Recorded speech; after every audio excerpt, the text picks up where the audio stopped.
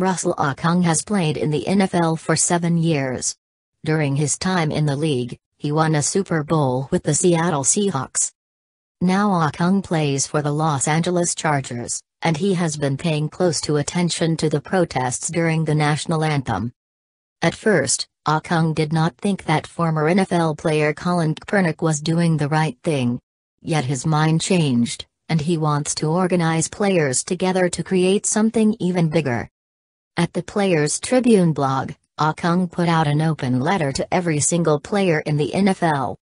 He wrote, in part, "Things have clearly gotten out of control.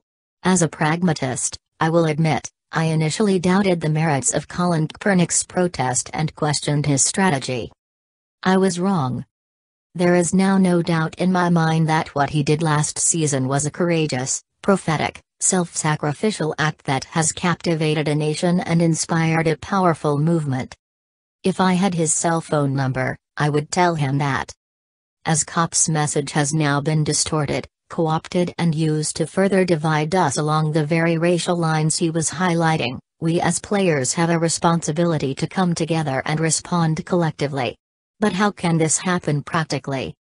The uncharted territory we're dealing with requires us to innovate if we are to effectuate any meaningful change, if we are to look back at this moment with pride when our grandkids ask us one day how we responded to the circumstances we now face. This requires some sober self-reflection and a greater awareness of what is limiting our effectiveness. Later on in the letter, Okung took a shot at President Donald Trump. Some teams are standing and locking arms. Some are staying in the locker room. And some are now being banned from protesting altogether. While many of us can be grateful that our ownership groups don't take direct orders from the president, we are also aware that the owners are much more united than we are as players, he said. Then Okung discussed NFL owners, whom he appears to have a bit of issue with.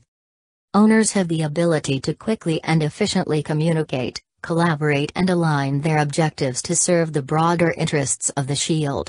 By and large, they are carrying out a strategy to this end, regardless of how it impacts us as players and regardless of how much it reflects our actual will. I don't mean this to sound disparaging or suspicious of all NFL owners. Again, it's just an observation of how the system is designed. It is, in many ways, what we all signed up for. What is he suggesting? That the NFL players who want their voice heard create their own inside network. Okung said. So here's my idea, let's open up a line of communication just between us, and be ready to respond with one voice as players. Let's transcend the natural divisions that have been defined by the league and sanitized by a fictional narrative of competition above all else. As the NFL just announced that it won't force players to stand during the anthem, Okung's message is sure to complicate things more. He is the first player in the league to suggest such a controversial proposal.